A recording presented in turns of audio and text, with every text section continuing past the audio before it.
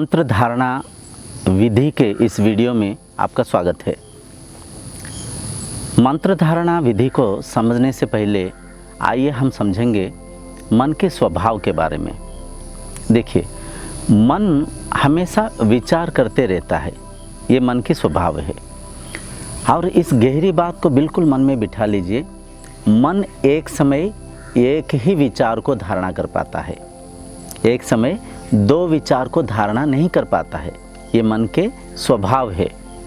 जैसे कि यूँ समझिए, एक छात्र कक्षा में बैठ के पढ़ाई कर रहा है, अध्यापक पढ़ा रहे हैं, लेकिन वह छात्र उस क्लासरूम में तो बैठा है, मन में क्रिकेट के बारे में विचार चला रहा है। तो वहाँ पे शरीर उपस्थित है, मन क्रिकेट में खोया हुआ है। समझ में आ रहे?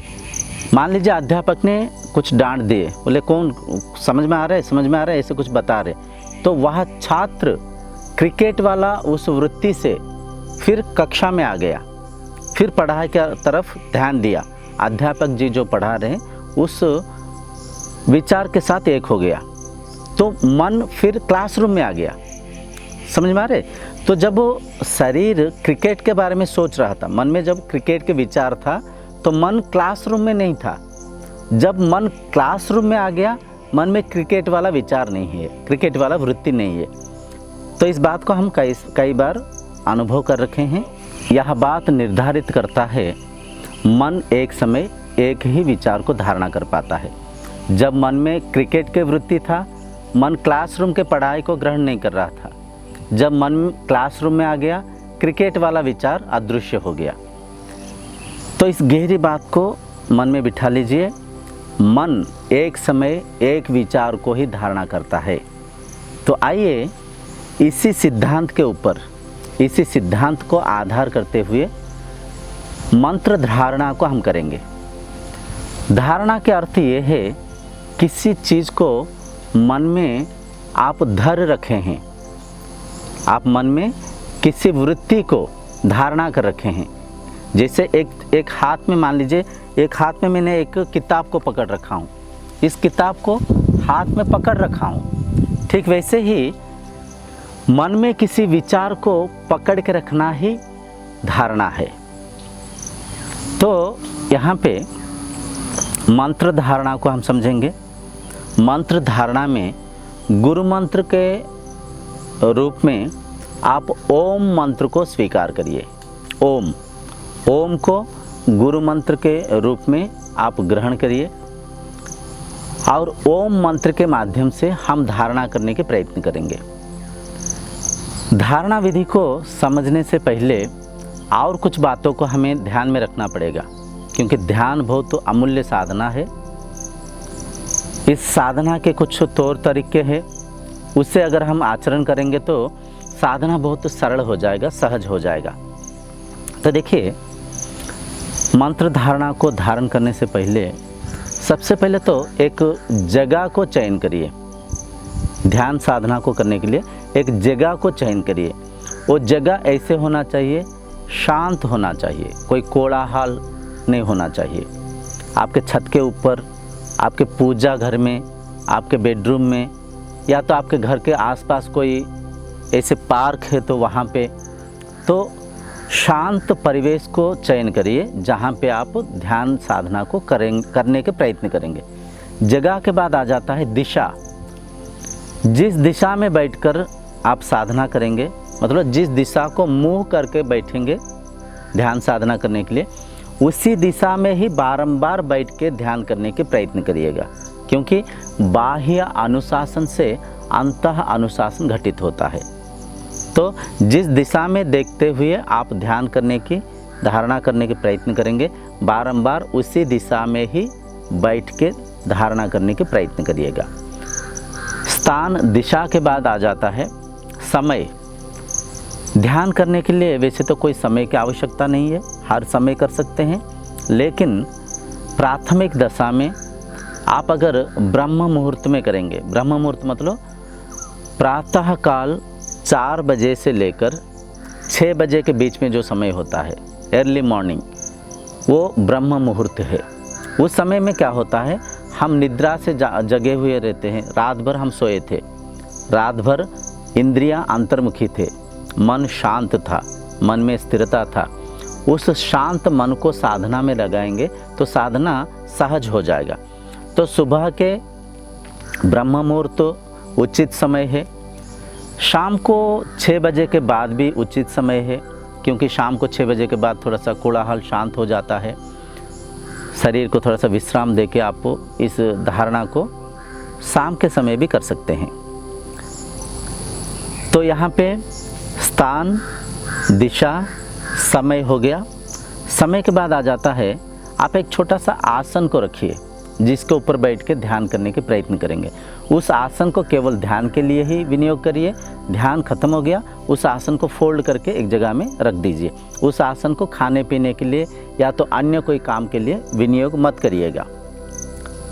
इसके बाद में आ जाता है बैठने के पोस्चर, शरीर के ढांचा।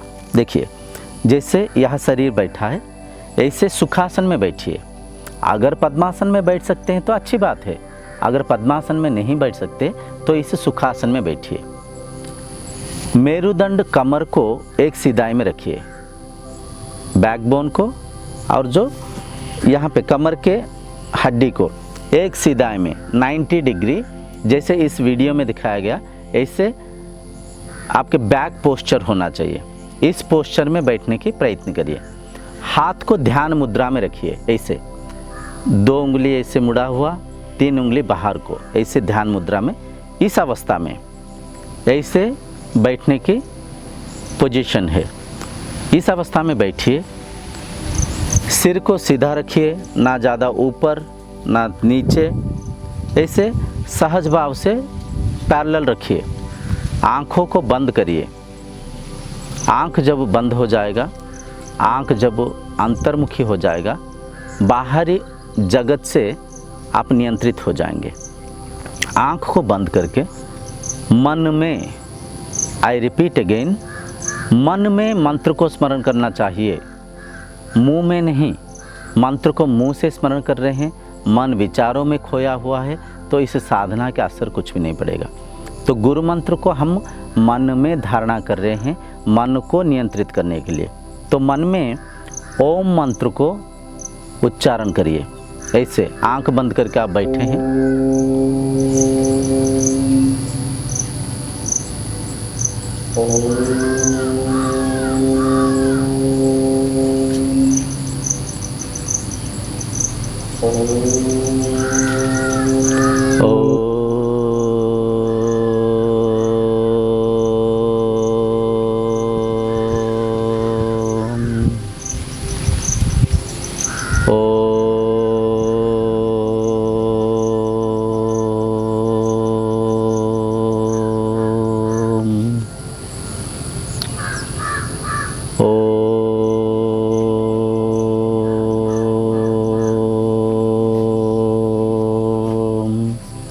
इस प्रकार मन में मंत्र को स्मरण करिए। मैं तो आपको समझाने के लिए मुंह से मंत्र को उच्चारण करके समझाने के प्रयत्न किया, लेकिन इसी विधि को मन में आप उच्चारण करिए।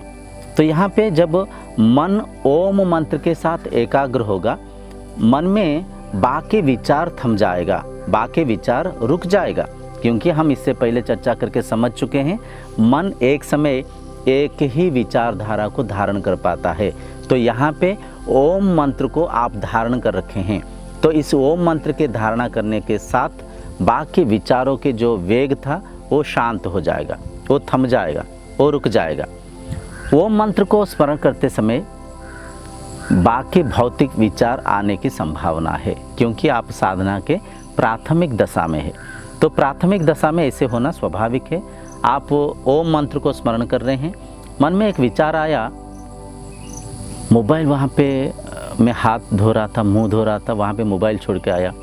मोबाइल कोई ले तो नहीं जाएंगे, किसी ने मुझे कॉल तो नहीं किया, कहीं से मैसेज तो नहीं आया, मोबाइल के बारे में, घर के बारे में, परिवार के बारे में कुछ भी विचार आने की संभावना है।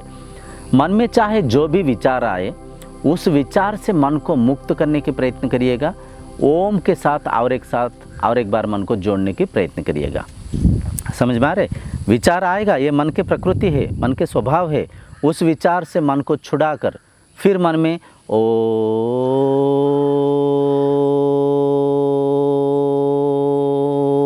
ऐसे ओम के साथ मन को जोड़िए, मन में ओम स्मरण करिए, मन में गुरु मंत्र रूपक ओम को धारणा करिए।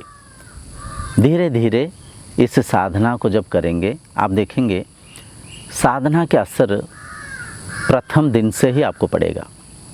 मन में धीरे धीरे स्थिरता आएगा।